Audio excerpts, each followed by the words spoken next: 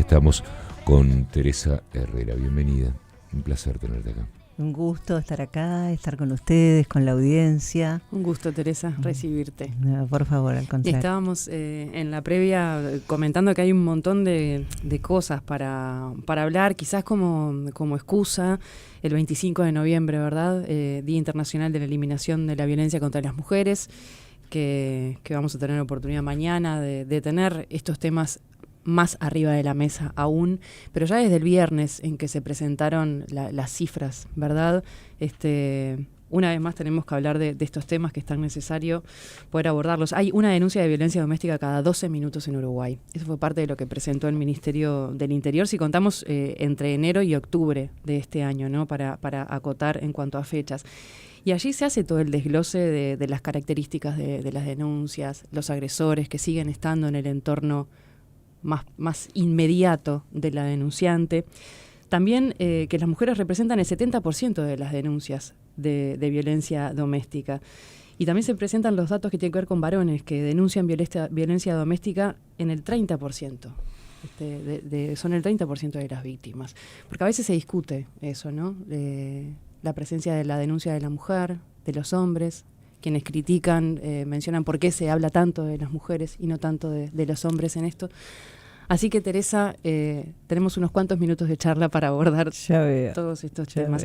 Contanos, en primera instancia, bueno, tu impresión al ver las cifras que se presentaron el viernes pasado, si sigue un poco la tendencia. Cifras que no se abaten, no, siguen la tendencia. Y además cifras que en algunos casos, digo, nosotros de alguna manera podemos hasta cuestionar, ¿no? Por ejemplo, lo de los femicidios. Uh-huh. Bueno, nosotros una de las cosas que vamos a plantear en este 25N desde la Cátedra de Género y Generaciones de Universidad CLAE es que a partir de marzo vamos a incorporar una instancia que ya existe a través de la doctora Elena Suárez Val, que es Feminicidios UBI, que va a pasar a ser un observatorio de feminicidios desde la cátedra a partir de marzo, justamente porque hay que hilar mucho más fino. Lamentablemente los feminicidios son más de los que registra el Ministerio del Interior. Hay un subregistro ahí. Hay un subregistro porque hay muertes dudosas, hay toda una serie de cosas que hacen que, y además, bueno, porque hay hay cosas que no se consideran femicidios y lo son, todo el tema de la violencia vicaria es parte de un mismo paquete, ¿no? Están los suicidios femicidas, nosotros queremos articular una cosa que permita hacer un análisis bien profundo de este tipo de temas para que se pueda entender realmente este fenómeno, ¿no? Teresa, ¿cuánto ha ido evolucionando este tema? Porque si uno hace un poco de historia en lo que tiene que ver con los femicidios, quizás hace muchos años el femicidio era algo que se daba en una situación determinada, en un ámbito determinado, era el final de una historia repetida de alguna manera. Hoy quizás eso, y creo que vos lo dejabas entrever ahora, se abrió mucho más el abanico y son diferentes factores. Y de alguna manera también es como que quizás tiene que ver con cómo ha ido involucionando o cómo ha ido evolucionando quizás la violencia en sí, en nuestra sociedad, en todos los aspectos. Porque ahora la violencia es una forma de comunicación natural, está totalmente naturalizado. A veces erróneamente creíamos que la violencia se daba en ciertos ámbitos, en ciertos ambientes. Me disculpo por esto, en ciertos barrios también, y hoy en día pasó a ser una especie como de lenguaje universal, y es el primer lenguaje que manejamos. Yo creo que tenemos que ver acá dos cosas. Una, que hay cosas que siempre pasaron, es decir, feminicidio siempre hubo, lo que pasa es que se hablaba de crímenes pasionales. Es verdad. Abuso sexual infantil, ni que hablar, histórico, ¿no? Lo que pasa que eran cosas de las cuales no se hablaba mucho o se ponían, ¿no? Paños tibios o se mantenían dentro de las puertas de las casas. A medida que hemos ido planteando que la violencia de género y generaciones es un problema público y no un problema privado, han empezado, digamos, y además sí han empezado a aparecer nuevas formas de violencia. mucho de yo recién decía lo del subregistro, ¿no? Todo lo que pasa a nivel del crimen organizado, muchas muertes de mujeres que se dan en el ámbito del crimen organizado son femicidios. Y aparecen como ajuste de cuentas, como, ¿no? Digo, es decir, como una serie de cosas que no es así. Que esa realmente... mirada, Teresa, la quieren incorporar en el observatorio de sí, feminicidio. Sí. El observatorio no solo va a llevar el registro, no solo va a trabajar con el tema de cómo se manejan estos temas en la prensa, sino que además es un espacio abierto para incorporar distintos tipos de lecturas y de investigaciones y de temas. Es decir, la idea es esa, la idea es empezar a profundizar en toda la casuística que tiene que ver con por qué se llega a la situación de femicidio.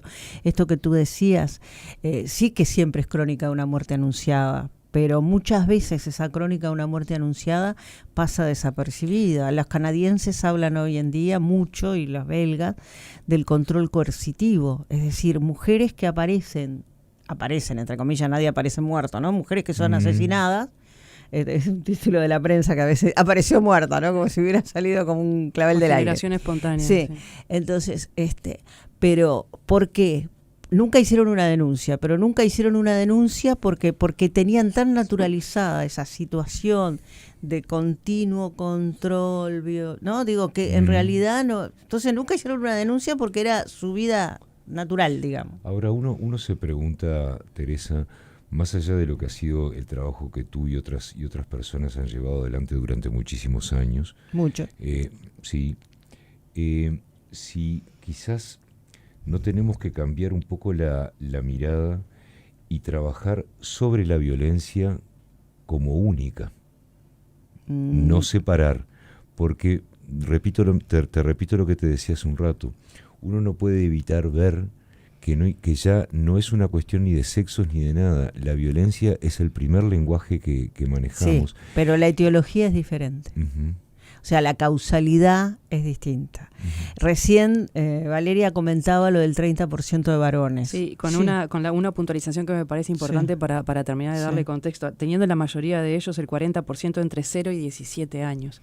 De los varones que denuncian violencia doméstica, representando ese 30%. Claro, entonces esos varones que denuncian violencia doméstica entre 0 y 17 años es lo que nosotros llamamos violencia generacional, que normalmente es hija de esa misma violencia de género, ¿no? Pero además quiero decir algo. Por ahora, a las que nos matan por violencia de género es a nosotras. Los varones se matan entre los varones y por otras razones, ¿tá? Las mujeres no matan a los varones por ser varones. A nosotras nos matan por ser mujeres. Entonces, la etiología es diferente. Porque, digo, hay una si no entendemos que la violencia de género es el peor hijo de la sociedad patriarcal, nunca vamos a poder combatir realmente las causas.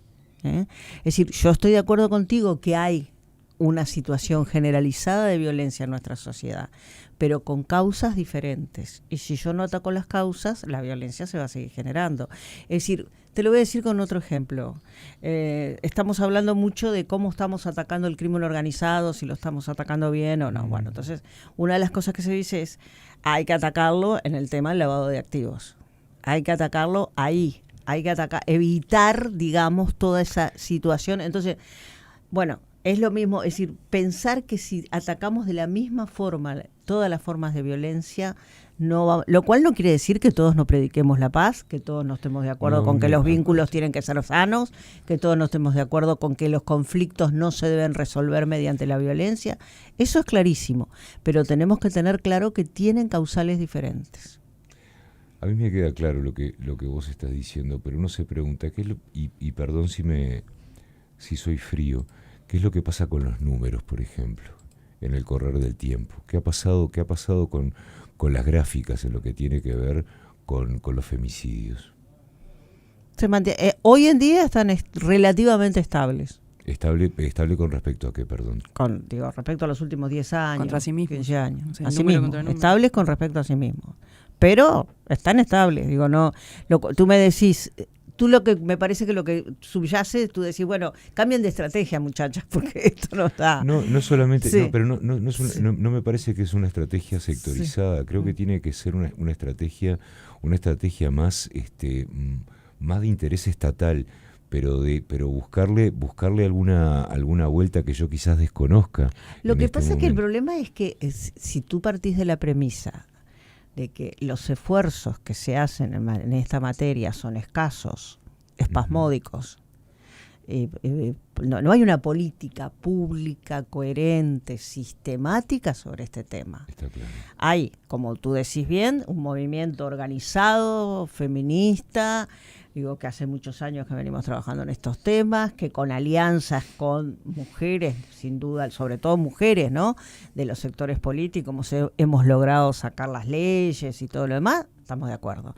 Ahora, si tú me decís que alguno de los gobiernos, de todos, algunos mejores, otros peores, no estoy diciendo, ¿tá?, porque también hay variopintos, pero si tú me decís que hay una política pública sistemática que prioriza esto como una emergencia nacional, a pesar de que está declarada, te digo no la hay.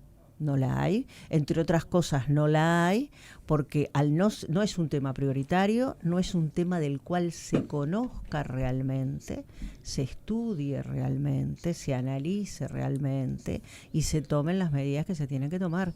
En prevención prácticamente no hacemos nada. El Estado uruguayo en términos de prevención no hace nada. En una época hubo campañas, La ley 19.580 dice que estos temas tienen que enseñarse en todos los niveles de la enseñanza. Uh-huh. Bien, gracias. Como la educación sexual, ¿no? Digo, tenemos unas cifras horrorosas de abuso sexual y resulta que no implementamos la ley de educación sexual y no implementamos todo lo que significa la educación sexual integral. Y además ahí, Teresa, en la medida que va avanzando todo, van cambiando también las formas de ejercer esa violencia, o se van complejizando todavía aún más. Exacto. Entre los datos que se presentaron el otro día, bueno, el 42% es violencia física, pero después tenemos un 30% de violencia psicológica, de la que mucho se habla también, y después hay porcentajes que quedan más por abajo, más perdidos. Violencia vicaria, 14%, violencia digital, 9%, y 3% violencia sexual, y después está la patrimonial y económica, 2%, que uno mira así los porcentajes y dice, 2%, 3%, es poco, pero para la persona que un le está solo pasando, caso es su mundo tremendo, entero, absolutamente. Tremendo. Y a veces la violencia digital, con las amenazas que se generan por distintos contenidos, o todo lo que tiene que ver con redes y demás, eso nos va dando, lo digo de esta manera, nos va dando sopapos todos los días. Es impresionante como este año, desde el 25 de noviembre, ONU Mujeres, la campaña que lanza es justamente sobre violencia digital. Exacto. Y Mujeres, la institución nuestra, la institución nacional, larga toda la campaña sobre violencia vicaria, que son dos formas de violencia que, bueno, la violencia vicaria en realidad existió siempre, lo que pasa que tampoco la teníamos en el radar, ¿no? Pero bueno, la violencia digital es un fenómeno de nuestro tiempo tremendo, y que afecta a todo tipo de mujeres, porque si bien afecta, a veces se piensa que afecta solo a aquellas mujeres que estamos como expuestas, ¿no?, públicamente, pero no, porque afecta a las mujeres cuando exhiben sus videos íntimos, cuando las atacan en las redes porque lo han dejado, es decir, hay una violencia hacia las mujeres de ese tipo tremendo, y nosotros no tenemos una legislación, es decir, si bien nuestra Ley Integral 19.580 contempla todas las formas de violencia y dice, además, y esto no es taxativo, hay otras, pero de todos modos todavía estamos bastante lejos de poder encuadrar esto y tenerlo bien claro, sobre todo porque nuestros servicios los servicios de respuesta siguen estando muy acotados a lo que es la violencia doméstica. Exacto. Que es la de pareja o expareja, que por supuesto que es la más frecuente y la la que tiene los datos más duros, pero eso no significa, como tú bien decías, que a quien le pasa la violencia digital o a quien le pasa otro tipo de violencia no necesite tener una respuesta y un apoyo por parte de los servicios. Una contención de saber a dónde ir, cuáles son los pasos a seguir, la contención también, porque una vez que se presenta la denuncia sigue un derrotero atrás que... Sí, bueno, eso nos lleva a pensar, ¿no? Cuando ustedes saben que nosotros acabamos de hacer un estudio sobre denuncias falsas que acaba de derrotar claramente, ¿no? Todos los mitos sobre el tema, pero digo, justamente esto que tú decís, hacer una denuncia no es fácil. No. Y hacer el derrotero de la denuncia es una revictimización permanente, ¿no? Sí, es lo que te iba a preguntar, ¿cuán preparado se está a nivel estatal, a nivel institucional, para poder contener y recibir a la persona, a esa madre que de repente va con sus hijos, que termina en una comisaría, que una comisaría tiene ya de por sí una atmósfera violenta, donde los niños siguen acompañando también lo que vendría a ser la resaca de toda esa situación, y la violencia no se apaga con la llegada de la policía, la violencia no se apaga ahí en la comisaría, todavía sigue, porque además... muchas veces empeora. Empeora, porque además cualquiera que haya estado en una comisaría es como ir al banco o ir a la mutualista, es ir a morir un poco, porque estás horas metido ahí adentro, y a veces declarando 2 y 3 veces lo que declaraste una vez sola. Sí, estamos muy lejos de tener un sistema de respuesta que sea acorde con los estándares de los derechos humanos que afirmó Uruguay, ¿no? Estamos bastante lejos. Además, como yo decía al principio, como no hay una política pública sistemática, se convierte en una lotería. O sea, depende quién te toque, quién te atienda y cómo te atienda, es cómo te va.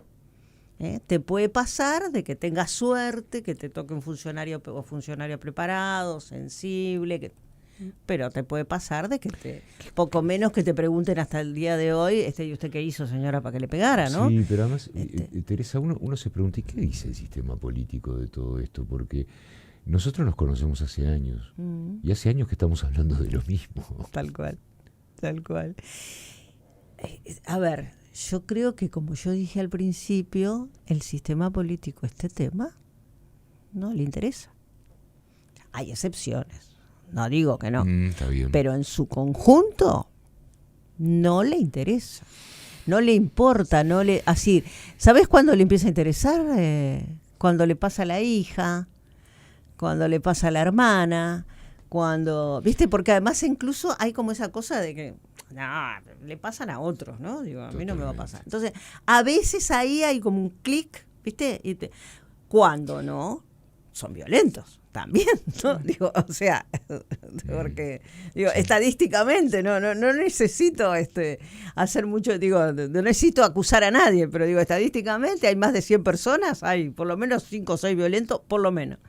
Entonces, en realidad, no hay, como yo decía antes, porque además no hay una conciencia de que este tema nos compete como sociedad en su conjunto. Este no es un tema de las mujeres que sufren violencia, este es un tema de la sociedad en su conjunto. Este orden de género no nos hace bien a nadie. Ustedes se mueren antes por el orden de género, los varones. No se mueren antes porque sean más débiles. Tienen 10 años menos de esperanza de vida, porque cuando son jóvenes, como yo decía hoy temprano, se matan entre los 15 y los 25 años, es casi el doble la tasa de mortalidad violenta por parte de los varones que es con respecto a las mujeres. Y después de los 60 o 50, como no van al médico, porque yo soy macho, yo no sufro, a mí no me duele, yo soy el proveedor, se mueren también porque no consultan. Entonces, y eso está estudiado, no es que a mí se me está ocurriendo. Nosotros hicimos hace ya muchos años un estudio para el Ministerio de Salud Pública sobre la salud de los varones con perspectiva de género y no ha cambiado, ha empeorado. Entonces, en realidad, este orden tampoco termina haciéndolo. Pero los varones, sobre todo los de los sectores políticos, sienten todo esto como un ataque a su poder. Teresa, y cuando hay respuestas de corte espasmódico, por decirlo de alguna manera, me lleva todo esto a pensar en el caso Morosini que tuvimos en septiembre. Ahí lo que pasó con esos 2 chiquitos que los mató su padre, todos terminamos horrorizados con lo que estaba pasando. Ustedes, los colectivos sociales, las organizaciones, se movilizaron, se reunieron con autoridades de presidencia, y se había, y no quiero ser no quiero errarle, se había instalado una mesa de trabajo con organizaciones para definir una hoja de ruta contra la violencia de género. En ese momento, el secretario de Presidencia, Alejandro Sánchez, había dicho que había que trabajar para hacer más eficiente el gasto, para mejorar cursos de formación de los operadores judiciales, por ejemplo. ¿Qué pasó con eso? ¿Hubo un segundo encuentro? No hubo nada. Ese es un ejemplo de lo que pasa. Claro, porque además, ¿qué fue lo que pasó? Esto de Morosini fue como, viste, a veces como esto que decía Cairo, ¿no? Hace años que venimos, digo, fue como la frutilla a la torta, viste, es decir, una movilización absolutamente espontánea. Yo me acuerdo, yo venía en el ómnibus de Piriápolis, que venía para otra cosa. Y bueno, terminamos todos allá en la Plaza Independencia, ¿no? Pero en realidad, lo que nosotras en ese momento queríamos era, primero que queríamos que tuviera Orsi, no queríamos, pero bueno, al final Sánchez. Tampoco podíamos que las mujeres no quedáramos toda la noche ahí como se estaba planteando, digo, no. Pero además, lo que queríamos sobre todo era pensar sobre todo pensando que estábamos en etapa de presupuesto, digo, la institucionalidad tiene mecanismos. Nosotros integramos el Consejo Nacional Consultivo de Violencia hacia la Mujer, hay mecanismos. Lo que pasa es que esos mecanismos funcionan de una forma muy lenta, muy burocrática. Todavía seguimos siendo un país de chacritas, ¿no? Donde yo hago esto y yo hago esto otro, pero no me junto a ver si haciéndolo juntas las instituciones. La importancia que se le ha dado al Consejo Consultivo ha sido además ínfima, ¿no? Ínfima. Entonces, eso tiene que ver con la institucionalidad también que tenemos, ¿no? Nosotros tenemos un Instituto Nacional de las Mujeres, que es una dirección dentro de 16 direcciones del Ministerio de Desarrollo Social. Claro. Bueno, si eso no muestra la importancia del tema, ¿qué es lo que muestra, no? Y no logramos, que ningún partido político siga poniendo en su plataforma que tengamos un Ministerio de la Igualdad, como tienen la inmensa mayoría de los países. Por eso me interesa ir a lo que son estos casos gravísimos que vemos tristemente 2x3, esa reacción que se genera. ¿Y después qué pasa? Y después, en realidad, lamentablemente, no pasa nada. Es decir, hasta que venga el nuevo, vino la Urta y otra vez, ¿no? Otra vez todo el problema. Lo de la Urta, en todo caso, yo digo, si para algo sirvió, si para algo sirven estas cosas horribles, fue por lo menos para poner en evidencia estas organizaciones de varones, que son tremendas, ¿no? Pero, en definitiva, no, eso es lo que tú decís, fue parte de un espasmo, hubo una respuesta, bueno, vamos a calmar las aguas, vamos a decir que va a haber esto, que no era suplantar la institucionalidad, porque nosotros integramos como sociedad civil la institucionalidad desde la Red Uruguaya contra la Violencia Doméstica y Sexual, pero era así decir, bueno, vamos a ver si podemos tomar algún par de medidas conjuntas efectivas que conduzcan, sobre todo en una etapa de presupuesto, a decir, bueno, vamos a decir esto es lo prioritario. Sí, ahora estamos hablando de los juzgados de género, que algo de recursos va a ir para ahí, pero la idea, por lo que habían planteado ustedes, las organizaciones en ese momento, era poder aceitar mejor todo el funcionamiento del sistema. Todo el funcionamiento. Por denuncias que no llegan a donde tienen que llegar, no se reacciona en tiempo y forma, que después son tragedias. No, es que además, a ver, nosotros, tenemos 4 servicios de respuesta, desde CLAE, y el conjunto de ustedes saben que los servicios de respuesta los maneja la sociedad civil, ¿no? En convenio con el esfuerzo, el trabajo que hacen las compañeras, es impresionante, no es que no se trabaje, es más, si no existiera eso, seguramente tendríamos 10 veces más femicidio, y las mujeres pueden salir gracias a ese trabajo de sus situaciones de violencia y todo lo demás. Pueden salir pocas igual, ¿eh? Salen no, es que deberían poder salir muchas más. Deberían poder salir muchas más, porque es lo que tú decís. Es el sistema de respuesta. Hay que revisar el sistema de respuesta. Nadie discute eso, todo lo contrario. Es necesario revisar el sistema de respuesta y trabajar en eso y todo lo demás. Pero el problema básico está, en mi opinión, por lo menos, en la opinión nuestra del colectivo, es que no esto que estamos diciendo, no hay una política sistemática que lleve adelante determinadas cosas. Por ejemplo, sabemos que hay una evaluación del sistema de respuesta, pero no la conocemos. Sabemos, entonces, en realidad hay que... lo que pasa que es muy difícil poder entender que esto es algo que es un tema de derechos humanos, lo hemos dicho hasta el cansancio, es un tema que nos involucra como sociedad, varones, mujeres, no importa, ¿no? Diversidad sexual, lo que sea, pero el tema es que yo no veo, por lo menos, cabezas decisoras en el sistema político que realmente le den una prioridad y una importancia a esto. No, lamentablemente no las veo. No estoy diciendo que no haya algunos, pero no veo una política, insisto, sistemática. Y bueno, y entonces pasa esto que vos decís, se produce una cosa, después se deja de lado. Esto fue asombroso, ¿no? Además, porque en realidad no se llegó ni siquiera a la segunda reunión, ¿no? Se están colando situaciones nuevas en lo que tiene que ver con la violencia hacia las mujeres. Por ejemplo, la presencia de la mujer en situación de calle, que era algo que ha ido creciendo en los últimos tiempos. La palabra no es protagonismo, pero sí una cierta presencia en lo que tiene que ver con la dinámica del mundo criminal también. Se están encontrando que, me hace acordar el dibujito del super ratón cuando se le iba rompiendo la represa, ¿no? Y se iban haciendo nuevos agujeros que ya llegó un momento que no le alcanzaban los dedos para llenar la fuga de agua. Sí. Justamente era lo que yo decía más temprano, ¿no? La necesidad de investigar y de empezar a trabajar y entender todas estas nuevas dinámicas que en el marco del crimen organizado y eso cómo repercute, digamos, en la vida de las mujeres y en las niños, niñas y adolescentes, ¿no? Porque toda esta dinámica nueva que se da a partir de lo que significa que no es solo la droga, ¿no? Es la trata, las armas, ¿no? Es un montón de tiene consecuencias directas. Bueno, estas cosas que sabemos de que los sacan de la casa, y normalmente que los sacan de la casa, a la mujer que está con los gurises sola, porque a veces nos olvidamos, por eso yo digo que es tan importante poder mirar con perspectiva de género, porque, por ejemplo, hay una prioridad totalmente compartida del tema de la pobreza infantil, pero los gurises pobres, ¿dónde viven? Los gurises pobres viven en casas con mujeres solas, en su inmensa mayoría.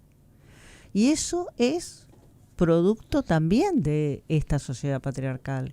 Y es una cosa que también, si no miramos con una perspectiva de género y no articulamos las políticas públicas con esa perspectiva, no logramos entender cómo podemos solucionar esos temas. ¿Se puede en todo esto también vislumbrar al Estado como un factor de violencia también hacia las mujeres?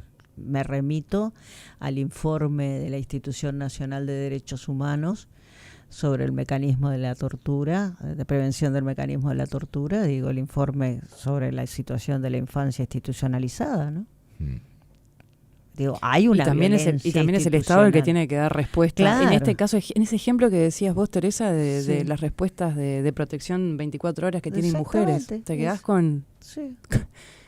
Muy poquitos casos que vos puedas realmente darle cobertura 24 horas para sacar a una mujer con sus hijos de un contexto de extrema violencia. Es tremendo. Pero hay una violencia institucional también, sin duda. Esto que tú decís cuando decís vas a una comisaría, eso es violencia institucional. Es decir, si tú vas a un lugar donde se supone que te tienen que atender y proteger, y resulta que en lugar de atenderte y protegerte, te tratan mal. Entonces, es la peor de las situaciones, además, cuando más necesitas cuidado y protección. Entonces, la violencia institucional existe, por supuesto. Esa sí está legislada. Lástima que... También, ¿a quién te vas a quejar de la violencia institucional? A la institución. A la Institución Nacional de Derechos Humanos, que es el único lugar donde te pueden llegar a escuchar sobre eso. ¿Sabes qué? Quiero leerte un par de mensajes, Teresa, porque me parecen bastante representativos de una mirada que persiste y persiste cada vez que hablamos de estos temas. Que se aburre con el tema de la violencia de género, que es la misma mujer que construye a ese hombre violento en su crianza. Después nos preguntan si hay algún estudio que sea un hecho de que las madres son machistas, que crean valor menor a la mujer en el ámbito doméstico, denigrar o invalidar a la mujer. ¿Vivimos en una sociedad patriarcal? Claro que sí. Por supuesto que las mujeres reproducimos los parámetros, sin duda. Cuando la mamá manda al nene a jugar a la pelota y a la nena que le ayuda a cocinar, Ya ahí estamos en un partido que estamos complicados. Hasta de las reglas de respeto al otro. De respeto, ¿no? Al otro, exactamente. Entonces, cuando le enseñamos al nene de que él tiene que defenderse, que tiene que pelear, que tiene que... No, digo, no te dejes. Y a la nena le decimos, no, vos tenés que ser buenita, tenés que... Digo, ahí ya estamos matrizando. Ahora, el tema es, ¿qué decimos? Esas madres son... No, el tema es que todos estamos y todas estamos atravesados por eso. Yo que me considero, hace unos cuantos años que me considero feminista, todos los días me descubro en cosas de esas. Todos los días. Es decir, todos y todas estamos matrizados en eso. Digo, cuando nuestro querido doctor Gastón Boero siempre recordaba que Aristóteles decía que el hombre era el dueño de la vida y de la muerte de su esposa, de sus hijos y de sus esclavos. Y eso todavía, de alguna manera, lo seguimos teniendo matrizado. Cuando Morosori se llevó a los gurises, los de Varones Unidos sacaron un posteo que decía, y claro, ¿y por qué no se lo va a llevar? Son sus hijos y tiene derecho a llevársela a ella también. Él tiene todo el derecho del mundo a llevársela. Pues lo sacaron por lo que pasó, ¿no? Pero en definitiva, eso indica que todavía tenemos matrizado. Y yo le digo a la persona que dice que le aburre que hablemos de violencia de género, que le deseo profundamente, lo cual es bastante difícil estadísticamente que no le pase, que nadie cercano la padezca. Yo lo quería, perdón, Cairo, lo quería plantear esto porque es una visión que se repite y termina todo como en bandos, ¿no? Las mujeres contra los hombres. Los hombres diciendo que las mujeres denuncian falsamente determinadas cosas y que termina la discusión como en polos, ¿no? Y en realidad estamos todos en el mismo barco. O porque criás, o porque reproducís, o porque sostenés, o porque te callás, o porque mirás y das vuelta la cara, o porque de alguna forma ejercés determinado tipo de violencia. Sí, lo de la denuncia falsa se terminó a partir de nuestra investigación, porque son insignificantes las denuncias falsas, no son relevantes, no. ¿Qué encontraron ahí? Más allá de que mañana vayan a hacer referencia explícita a eso, ¿qué nos puedes adelantar? Nosotros encontramos ahí que hicimos un estudio similar al que se hace en otros países, pero un poco más. En América Latina es el primero que se hace. Es más, tenemos el orgullo de decir que ahora se está haciendo en Buenos Aires y se va a hacer en otros lugares de Argentina con nuestra metodología. Pero lo que hicimos fue primero tomar todo lo que son denuncias, sentencias de juicios de calumnia y simulación de delito, donde había una persona sentenciada para 3 años, ¿no? 21, 22 y 23. ¿Qué es lo que habitualmente se hace en España? Que eso lo hace directamente la Fiscalía. La Fiscalía todos los años notifica. Hubo tantos juicios de calumnia y simulación de delito, dentro de estos unos fueron por hurto, otros fueron por rapiña, otros fueron por estafa, otros fueron más, y tantos fueron por violencia de género. Bueno, nosotros ese estudio lo tuvimos que hacer yendo a 85 expedientes en todo el país, con 36 abogados y abogadas voluntarias, que fueron, más allá del equipo central de abogadas que trabajó con nosotros. Tuvimos que ir porque no tiene fiscalía, nos dio por pedido de información pública, nos dio la lista de los expedientes, pero no nos dio cuál era el delito por el cual había calumnia y simulación de delito, por lo tanto hacía el delito precedente, digamos. Entonces hubo que ir a buscarlo expediente por expediente en todo el país. De los 85 que relevamos, 2 eran y uno de ellos además era en realidad de violencia de género de una expareja varón que denunciaba constantemente que en la casa de su expareja su nueva pareja la agredía, y eso era mentira. O sea que ese señor en realidad ejercía violencia de género. El segundo que encontramos sí era una simulación de intento de abuso hacia una criatura. Se pena eso, está penado. Está penado, pero claro, la gente fue en cara. Perdón que sea tan gráfica, ¿no? Porque a veces queda como, es una falsa denuncia. No, está penado, pero además un juez o una jueza cuando está en una audiencia y sospecha que hay una denuncia falsa, es más, tiene obligación de denunciarlo, como lo tienen la obligación todos los abogados y abogadas que están ahí, sea cual sea el rol que tengan. O sea que no es cierto eso, porque además la otra cosa que sí hicimos también fue ir a la base de jurisprudencia. La base de jurisprudencia, para quienes no son abogados, es un lugar en Internet donde están todas las sentencias de segunda instancia, cuando se apela. Entonces, para esos mismos años, investigamos todas aquellas sentencias donde se estuviera la palabra falsa denuncia o denuncia falsa. Encontramos 25. Esas 25 todas fueron desestimadas como falsa denuncia o denuncia falsa. El argumento, digamos, de la defensa de los ofensores fue desestimada por los tribunales de familia, los tribunales penales y la Suprema Corte de Justicia. Entonces, como decía la doctora Soledad Suárez, que es una de las abogadas que trabajó con nosotros, junto con Alicia Deus y Natalia Fernández, que trabajaron, las abogadas que trabajaron en la presentación que hicimos en el Parlamento, decía, bueno, entonces ahora lo único que falta es que nos diga que la Suprema Corte de Justicia es feminista, porque desestima el argumento de denuncia falsa en una sentencia, ¿no? Pero me parece importante remarcarlo y aclararlo, porque es uno de los argumentos que se presenta cuando... Permanentemente, y se está presentando en todos lados, por eso que ahora lo quieren hacer en Argentina. Y entonces, bueno, no es cierto. No es cierto, por eso solo nosotros hicimos la investigación, porque además hay todos saben, en el año 24 el expresidente antes de irse presentó un proyecto de reforma de la ley 19.580, cuyo argumento principal era, como es notorio, los tribunales tienen gran cantidad de denuncias falsas. Fue a partir de ahí que nosotros dijimos, no, ya está, hay que hacer una investigación, porque ya está, no podemos seguir hablando de algo que no hay datos, no hay.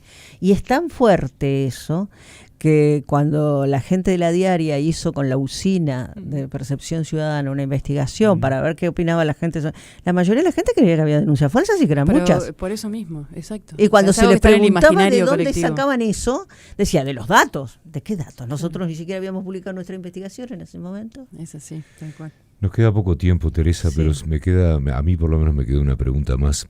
¿Qué papel activo o no están jugando nuestras mujeres políticas en los diferentes partidos aquí en nuestro país?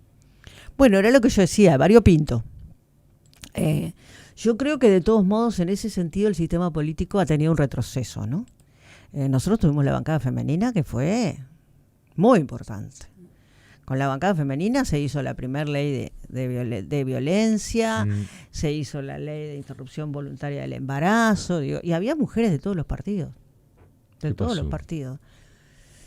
Yo creo que eso tiene que ver también con este proceso complicado que estamos viviendo de enfrentamientos, de grietas, ¿no? Digo, decir, en realidad yo creo que las mujeres tenemos intereses comunes que tenemos que llevar adelante, sin duda alguna.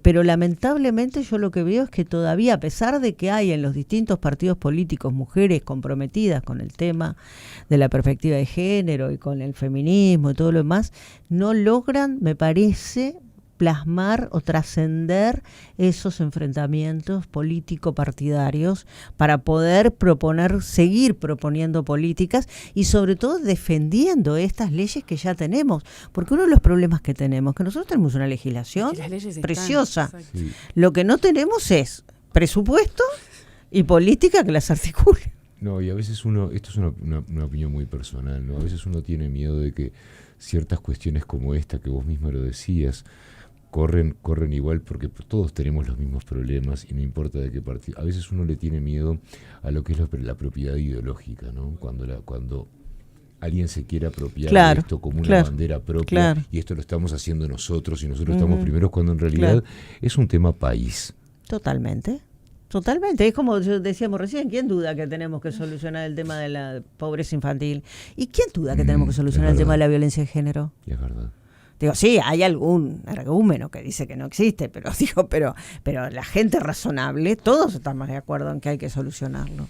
Entonces, evidentemente, y las mujeres tenemos otros intereses en común, queremos ganar lo mismo, está todo el tema de los cuidados, está el tema de la participación política, la paridad, ¿no? Es decir, hay un montón de temáticas que nos unen, que no deberían separarnos, todo lo contrario, que nos unen a las mujeres en general y a las mujeres políticas en particular. El problema es que adentro de los propios partidos políticos también las mujeres tienen, mirá que nosotros hicimos una capacitación a las lideresas políticas hace 2 años atrás, o 3 ya a esta altura, y los cuentos. Te iba a decir eso, las cosas que saltaban. Las cosas que les pasan adentro de los partidos políticos, de todos los partidos políticos, es pavoroso.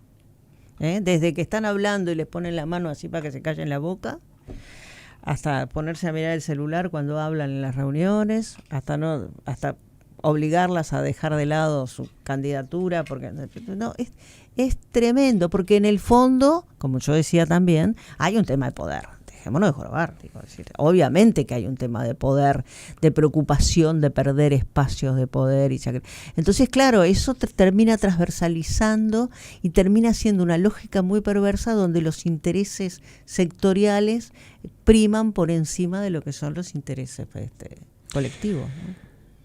Siempre es un gustazo recibirte, Teresa, y nos encantaría recibirte la próxima vez con esto más avanzado, evolucionado, por el bien de todos en realidad, porque es por el bien, porque en realidad es por el bien, esto no es un bien colectivo. De las mujeres, esto no es una guerra, yo siempre digo, esto no es una guerra. Queda planteado así muchas veces, ¿no? Sí, pero hay que tratar de avanzar conjuntamente.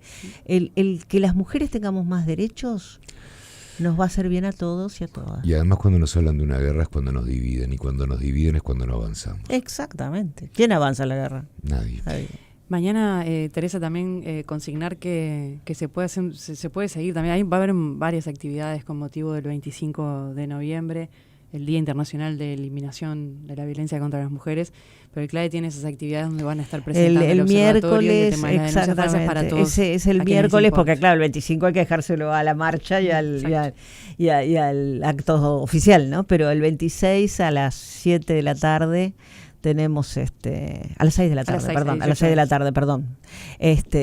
Lo pueden ir personalmente, tienen que inscribirse o por streaming, pero está toda la información en el sitio web del CLAE, lo pueden ver con toda tranquilidad. Queda para el miércoles 26. Ahí está, miércoles 26. Muchas gracias, Teresa, por acompañarnos. Gracias a ustedes. Siempre es un placer.